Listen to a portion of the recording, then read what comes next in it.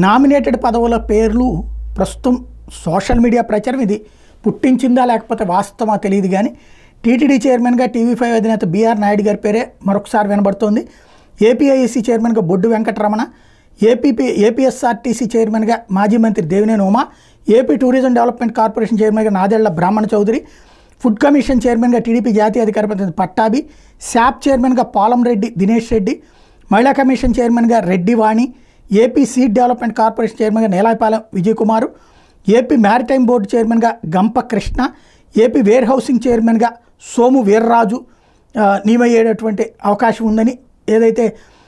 APSRTC regional board చైర్మన్గా Sheikh Riyaz, AP forest development corporation చైర్మన్గా Bobburi Vengalarao,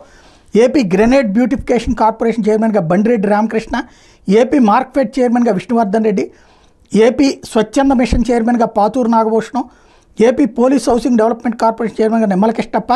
AP meat corporation చైర్మన్గా Animini Ravi Naidu, SC commission చైర్మన్గా మాజీ మంత్రి పీతల సుజాత, ఎస్టీ కమిషన్ చైర్మన్గా మాజీ మంత్రి కిడారి శ్రవణ్ కుమార్, ఏపీ ఎన్ఎంఐడిసి చైర్మన్గా రాయపాటి అరుణ,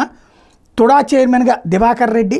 నెట్ క్యాప్ చైర్మన్గా Ukku Praveen Reddy, AP film development corporation చైర్మన్గా actor Prithvi, Amaravati development corporation చైర్మన్గా మాజీ మంత్రి ఆలపాటి రాజా ఖరారవుతున్నారు అన్నటువంటి ప్రచారం జరుగుతుంది. ఎంతవరకు వాస్తవమో తెలియదు.